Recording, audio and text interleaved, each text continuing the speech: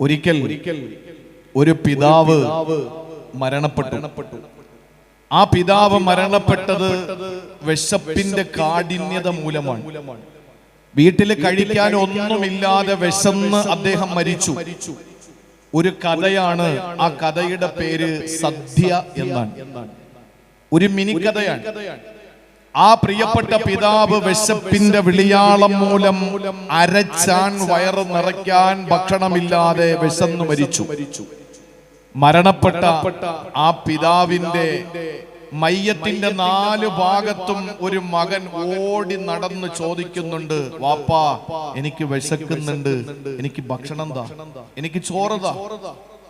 എല്ലാവരുടെയും കണ്ണ് നിറഞ്ഞു.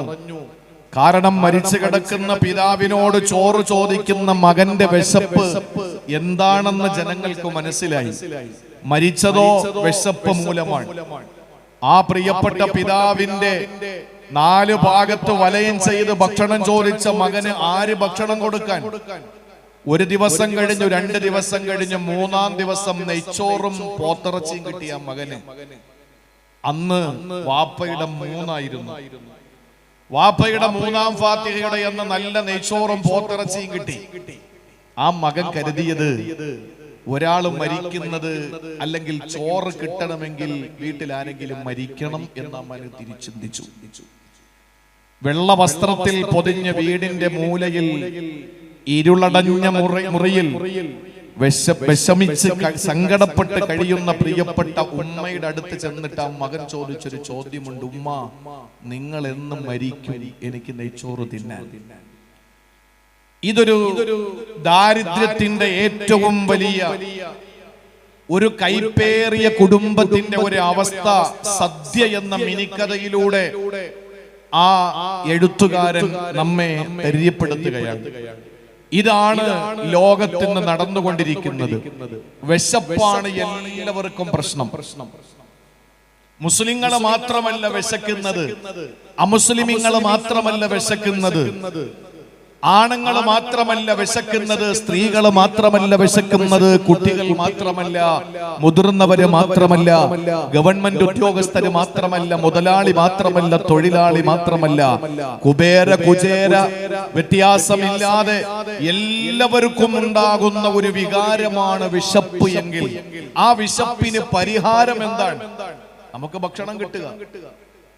നമുക്ക് ഭക്ഷണം കിട്ടുക. വേടൻ വല വിരിച്ചത് എന്തിനാണ്? വേടൻ വല എറിഞ്ഞത് എന്തിനാണ്? അതവന്റെ ഉദ്യോഗമല്ല. അവന്റെ വിശപ്പിന് ആ വലയിൽ എന്തെങ്കിലും ഒന്ന് കുടുങ്ങണം. ആ മൃഗത്തെ കൊണ്ടുവന്ന് അറുത്ത് താൻ കഴിക്കുമ്പോ വിശപ്പടങ്ങും.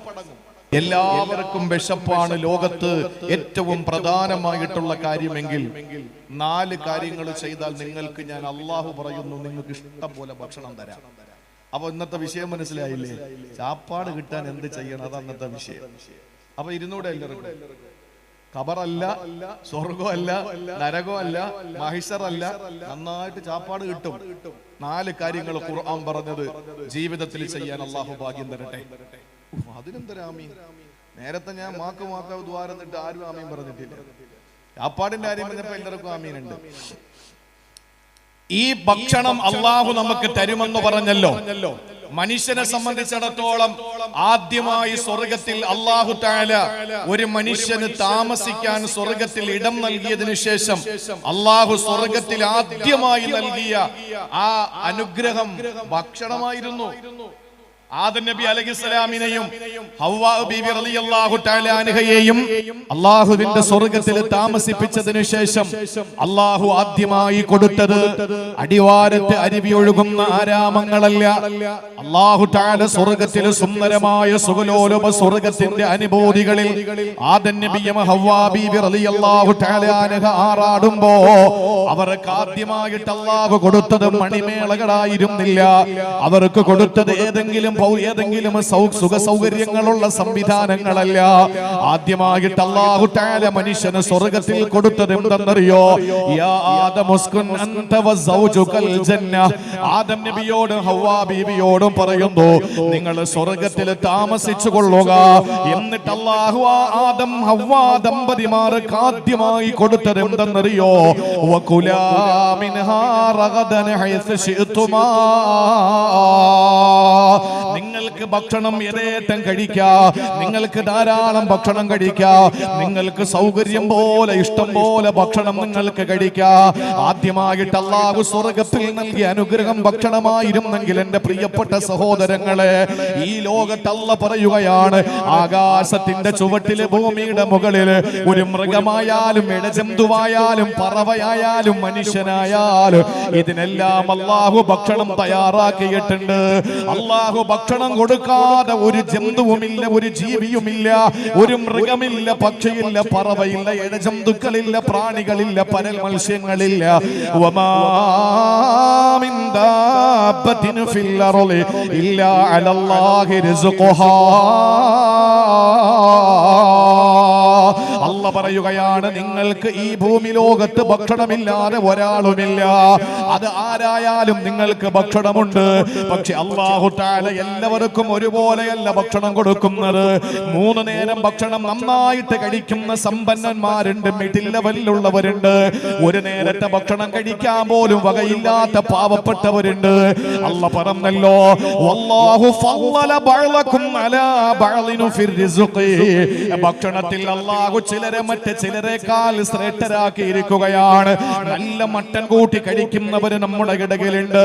പോഷകാഹാരം കിട്ടാതെ തന്റെ പ്രിയപ്പെട്ട പൊന്നുമക്കളെയുമായി നാട് തെണ്ടുന്ന പാവപ്പെട്ടവരും നമ്മുടെ ഇടയിലുണ്ടല്ലോ. ഒരു നേരത്തെ ഭക്ഷണം കഴിക്കാൻ വകയില്ലാതെ കഷ്ടപ്പെടുന്നവര് നമ്മുടെ ഇടയിലുണ്ട്. പക്ഷെ അല്ലാഹുവിന്റെ ഖുർആൻ പറയുന്ന കാര്യമൊക്കെ ശരിയാണ്. അല്ലാഹു വാരിക്കോരി നിങ്ങൾക്ക് ഭക്ഷണം തരാത്തത് എന്തിന്റെ പേരിലെന്നറിയോ? അല്ലാഹുവിന്റെ ഖജനാവില് ഭക്ഷണം ഇല്ലാത്തതിന്റെ പേരിലല്ല. ഈ മാലുമേലെ വേങ്ങറ പള്ളിയുടെ പരിസരത്തുള്ള എന്നെ കേൾക്കുന്നവരോട് ഞാൻ ചോദിക്കുകയാ, ആരാ വേങ്ങറക്കാരാ നമുക്ക് ഭക്ഷണം തരുന്നത്? സിവിൽ സപ്ലൈസ് മന്ത്രിയാണോ? ആരാ നമുക്ക് ഭക്ഷണം തരുന്നത്? നമ്മുടെ റാസിഖ് അല്ലാ, നമ്മുടെ റസാഖ് അല്ലാ. കല്ലുടുക്കിലെ പുൽക്കൊടിക്ക് പോലും കുടിനീര് കൊടുക്കുന്നത് അല്ലാഹുവല്ലേ. അല്ലാഹുവാണ് നമുക്ക് ഭക്ഷണം തരുന്നത്. അല്ലാഹു ആർക്കെങ്കിലും ഒരാൾക്ക് ഭക്ഷണം കൊടുക്കാതിരുന്നാൽ ഈ വേങ്ങറയിലെ ഏതെങ്കിലും ഒരു കുടുംബത്തിൽ പട്ടിണിയാണെങ്കിൽ അല്ലാഹുവിന്റെ ഖജനാവിലെ ഭക്ഷണം തീർന്നതിന്റെ പേരിലല്ല പ്രിയപ്പെട്ടവരെ. അല്ലാഹു എന്തുകൊണ്ടാണ് ഭക്ഷണം വാരിക്കോരി നമുക്ക് തരാത്തതെന്നറിയോ?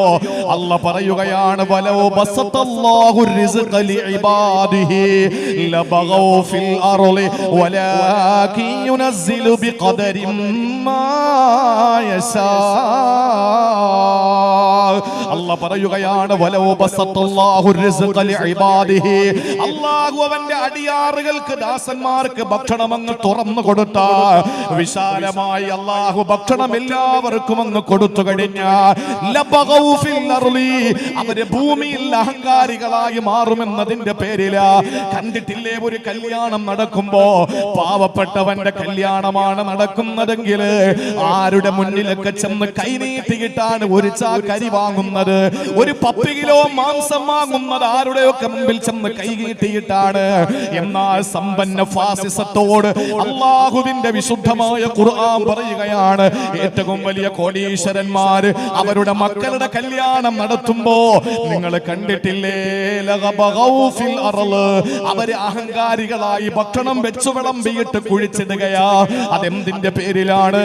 അല്ലാഹു തആല അവർക്ക് കൊടുക്കുന്ന ഭക്ഷണമൊന്ന് അധികമായപ്പോ അവര് അഹങ്കാരികളായി മാറി. അല്ലാഹു പറയുന്നു, വലാകിൻ യുനസ്സിലു ബിഖദരി മാ യശാ.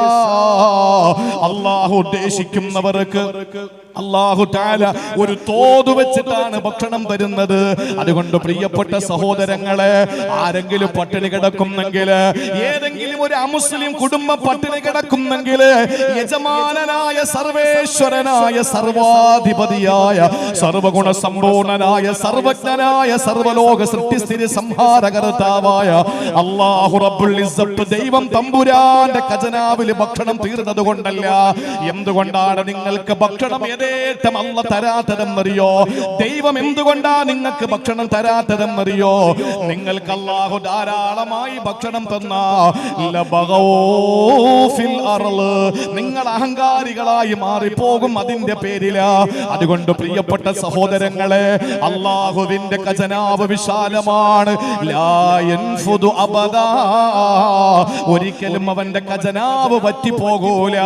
അതുകൊണ്ട് നമുക്ക് ഭക്ഷണം തരാ പടച്ചവന്റെ കയ്യിൽ സാധനങ്ങളുണ്ട്. അതുകൊണ്ട് നമുക്ക് ചോദിക്കാം, അല്ല പറഞ്ഞ കാര്യങ്ങൾ നമുക്ക് ചെയ്യാം. അല്ലലില്ലാതെ അലട്ടലില്ലാതെ മുട്ടില്ലാതെ തട്ടില്ലാതെ അല്ലാഹു നമുക്ക് ഭക്ഷണം തരും. ആ ഒരു കാര്യം ഇൻഷാ അല്ലാഹ് ഇവിടെ വെച്ച് തീരുമാനമെടുത്തു പോകാം. പക്ഷെ പോയാൽ മാത്രമല്ല, ഇത് അന്നത്തിന്റെ പ്രശ്നമാണ്.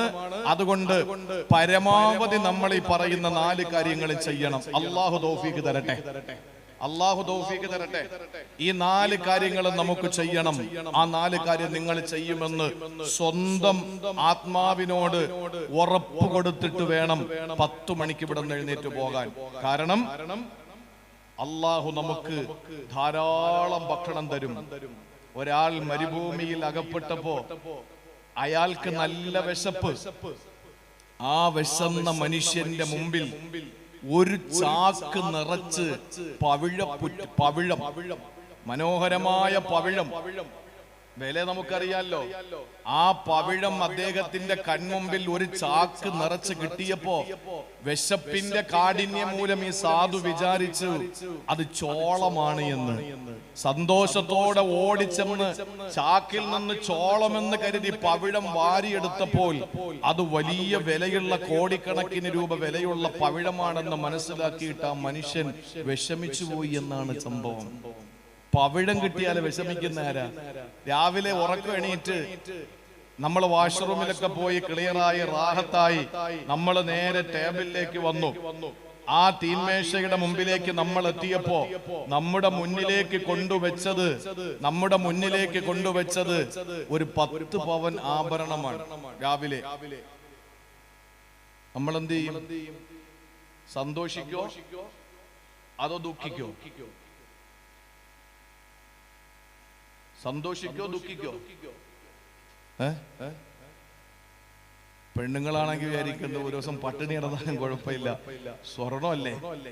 അതെന്താ അങ്ങനെ ചിന്തിക്കുന്നതെന്നറിയോ? രാവിലെ കിട്ടിയില്ലെങ്കിൽ ഉച്ചയ്ക്ക് കിട്ടുമെന്നറിയാം, ഉച്ചയ്ക്ക് കിട്ടിയില്ലെങ്കിൽ രാത്രി കിട്ടുമെന്നറിയാം. ഇനി എങ്ങൊന്നും കിട്ടിയില്ലെങ്കിൽ സ്വർണം വിറ്റിട്ട് എവിടെന്നെങ്കിലും ഭക്ഷണം വാങ്ങാം എന്നൊരു ഉറപ്പുള്ളത് കൊണ്ടാ. ലോകത്ത് അങ്ങനെ ഒരു ഭക്ഷണം എന്ന് പറയുന്ന സംഗതി ഇല്ല എന്ന് വെച്ചോ. നമ്മുടെ കയ്യിൽ 25 കിലോ സ്വർണം കിട്ടിയിട്ട് എന്തെങ്കിലും ഗുണമുണ്ടോ? ഭക്ഷണം ഈ ലോകത്തില്ല. അല്ല എല്ലാം അങ്ങോട്ട് ഉയർത്തിക്കളഞ്ഞു. കയ്യില് 1 കോടി രൂപ കിട്ടിയിട്ട് വല്ല കാര്യമുണ്ടോ? അതുകൊണ്ടാണ് സഅദി ഷിറാസി പറഞ്ഞൊരു കഥയുണ്ട്. അദ്ദേഹം പറഞ്ഞ കഥയല്ല, അദ്ദേഹം പറയാണ് 10 പാത്രം നിറച്ച് ഭക്ഷണം കഴിച്ചിട്ട് രാത്രി മുഴുവൻ വെളുക്കുന്നത് വരെ ഖുർആൻ ഓതിയ ഒരു മനുഷ്യൻ. 10 പാത്രം ഭക്ഷണം കഴിച്ച് 10 പ്ലേറ്റ് ചോറ് കഴിച്ച് എന്നിട്ട് രാത്രി മുഴുവനും അദ്ദേഹം ഖുർആൻ ഓതി നേരം വെളുക്കുന്നത് വരെ. അവനോട് ഗുരു പറഞ്ഞു, മോനെ 10 പാത്രം ഭക്ഷണം കഴിച്ച് നീ വെളുക്കുന്നത് വരെ ഖുർആൻ ഓതുന്നതിനേക്കാൾ നല്ലത് അരപാത്രം ഭക്ഷണം കഴിച്ചിട്ട് അല്ലെങ്കിൽ 1/2 റൊട്ടി കഴിച്ചിട്ട് നീ സുഖമായി കിടന്ന് ഉറങ്ങുന്നതാണ് നല്ലത്. 1/2 റൊട്ടി കഴിച്ചിട്ട് കിടന്ന് സുഖമായി ഉറങ്ങുന്നതാണ് നല്ലത്. എന്തിനേക്കാൾ 10 പ്ലേറ്റ് ഭക്ഷണം കഴിച്ചിട്ട് വെളുക്കുന്നത് വരെ ഖുർആൻ ഓതുന്നതിനേക്കാൾ നല്ലത്. കാരണം എന്താ? എപ്പോഴും ലിമിറ്റ് വെച്ച് നമുക്ക് ഭക്ഷണം കിട്ടിയാലേ നമ്മൾ അള്ളാനെ ഓർക്കുള്ളൂ. ഇഷ്ടം പോലെ ഭക്ഷണം അങ്ങോട്ട് കിട്ടിയാൽ പിന്നെ പടച്ചോനും ഇല്ല, പള്ളിക്കൂടം ഇല്ല, പള്ളിപ്പുരയില്ല, ഒന്നുമില്ല. അതേസമയം ഭക്ഷണം കിട്ടിയില്ലെങ്കിലോ ദുആ, ദിക്ർ, ഉസ്താദേ ദാരിദ്ര്യം മാറാൻ എന്താ മാർഗം? ഇഷ്ടം പോലെ അങ്ങോട്ട് തട്ടിക്കൊടുത്താലോ അള്ളാനെ അങ്ങ് മറക്കും. പട്ടിണി കൊടുത്താലോ ഉസ്താദ് ദാരിദ്ര്യം മാറാൻ എന്തെങ്കിലും ദുആ ഉണ്ടാ, പട്ടിണി മാറാൻ എന്തെങ്കിലും സ്വലാത്തുണ്ടാ എന്ന് ചോദിച്ച് നടക്കും. അള്ളാനെ ഓർമ്മ വരണമെങ്കിൽ അല്ലാഹു തആല പറഞ്ഞു, നിങ്ങൾക്ക് ഭക്ഷണം കമ്മിയാക്കി തരണം, ഇല്ലെങ്കിൽ നിങ്ങൾ എന്നെ മറന്നു. നിങ്ങൾക്ക് ധാരാളം ഭക്ഷണം തന്നാൽ നിങ്ങൾ ഭൂമിയിൽ അഹങ്കാരികളായി പോകും. അതുകൊണ്ട് ഇൻഷാ അല്ലാഹ് എന്നെ കേൾക്കുന്ന പ്രിയപ്പെട്ട സഹോദരങ്ങളോട് 4 കാര്യങ്ങൾ ഞാൻ ഉണർത്തും. ഞാൻ ഉണർത്താൻ പോകുന്ന 4 കാര്യങ്ങളാണ്. നിങ്ങൾ അടുത്ത് ഉറങ്ങുന്നവരുണ്ടെങ്കിൽ ഒന്ന് ഉണർത്തിയേക്ക്. മഗ്‌രിബ് കഴിഞ്ഞ് ഉറങ്ങുന്നവരെ ഞാൻ ഈ സമയത്ത് ഉറങ്ങുന്നവരൊക്കെ ഞാൻ ആദ്യമായിട്ട് കാണുക. ആരോ അതിന് കണ്ണടച്ച് തഖ്വയോടുകൂടി പ്രസംഗം കേൾക്കണമെന്ന് അറിയില്ല. അപ്പൊ ഞാൻ വിളിക്കുന്നത് ശരിയല്ലല്ലോ. അപ്പൊ വലത്തോട്ട് ഇടത്തോട്ടൊന്ന് സലാം വീട്ടുമ്പോൾ നോക്കിയേക്ക്. ഉറങ്ങുന്നെങ്കിൽ പതുക്കെ ഒന്ന് തട്ടിയേക്ക്. ഒരു ഇടയ്ക്കിടയ്ക്ക് 10-15 മിനിറ്റ് കൂടുമ്പോൾ അങ്ങനെ ചെയ്താൽ മതി. അള്ളാഹു തൗഫീക്ക് തരട്ടെ. 4 കാര്യങ്ങൾ ഇൻഷാ അല്ലാഹ് നമ്മൾ ചെയ്താൽ നമുക്ക് ഭക്ഷണം അള്ളാഹു തആല തരും. ഖുർആനാണ്. എന്റെ ഇതര സമുദായത്തിൽപ്പെട്ട സഹോദരിമാരോട് സഹോദരങ്ങളോട് പറയാനുള്ളത്, നിങ്ങളും ചെയ്തോളി. ദൈവം ഭക്ഷണം തരും. നിങ്ങൾ നിങ്ങളുടേതായ ആംഗിളിൽ ചെയ്താൽ മതി. നിങ്ങൾ ചെയ്താൽ മതി. ഒന്നാമതായി വിശുദ്ധ ഖുർആൻ പറയുന്നത് സൂറത്തു ത്വലാഖിലാണ്. സൂറത്തു ത്വലാഖ് 3-ാമത്തെ ആയത്തിൽ അല്ലാഹു പറയുകയാണ്, നിങ്ങൾക്ക് ഭക്ഷണം വേണോ? നിങ്ങൾക്ക് അല്ലലും അലട്ടലും ഇല്ലാതെ യഥേഷ്ടം നിങ്ങൾക്ക് ഭക്ഷണം കഴിക്കാൻ അല്ലാഹു വെച്ച ഡിമാൻഡ് എന്തെന്നറിയോ? വമൻ യത്തഖില്ലാഹ യജ്അൽ ലഹു മഖ്റജാ വയർസുഖുഹു മിൻ ഹൈതു ലാ യഹ്തസിബ്. അല്ലാഹു പറയുകയാണ്, വമൻ യത്തഖില്ലാഹ, അല്ലാഹുവിനെ ആരാണോ സൂക്ഷിക്കുന്നത്, ദൈവത്തെ ആരാണോ പേടിക്കുന്നത്, ഈശ്വരനെ ആരാണോ ഭക്തിയോടെ നോക്കിക്കാണുന്നത്, അല്ലാഹു പറയുന്നു യജ്അൽ ലഹു മഖ്റജാ, നിങ്ങൾ അനുഭവിക്കുന്ന പ്രതിസന്ധിയിൽ നിന്ന് നിങ്ങൾക്ക് രക്ഷപ്പെടാനുള്ളൊരു വഴി അല്ലാഹു കാണിച്ചു തരുമെന്നാണ്. എന്ത് പ്രശ്നമാണ് പെങ്ങളെ നമുക്കുള്ളത്? എന്ത് പ്രയാസമാ നമ്മുടെ മനസ്സിലുള്ളത്? എന്ത് പ്രശ്നമാ നിന്റെ മനസ്സിനെ വേട്ടയാടുന്നത്? മാനസികമായി നീ തകർന്ന് തരിപ്പണമായിരിക്കുകയാണോ? സങ്കടപ്പെട്ട് കഴിയുകയാണോ?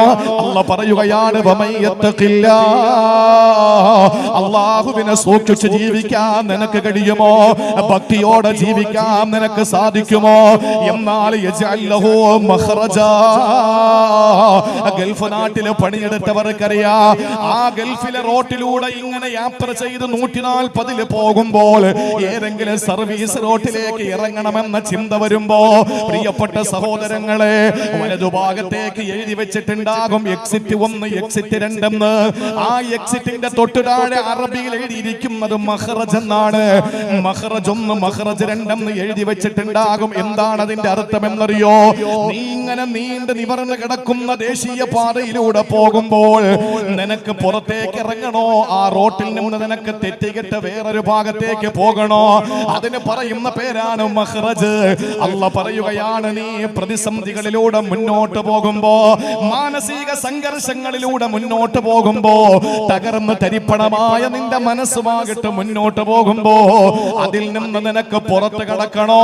അല്ലാഹു പറയുന്നു, വമൻ യത്തഖില്ലാഹ് യജ്അൽ ലഹു മഖ്റജാ. ആരൊരാൾ അല്ലാഹുവിനെ സൂക്ഷിച്ച് ജീവിക്കുന്നുവോ, ഭക്തിയോടെ ജീവിക്കുന്നുവോ, തഖ്വയുണ്ടോ, അവർക്ക് അല്ലാഹു കൊടുക്കുന്നത്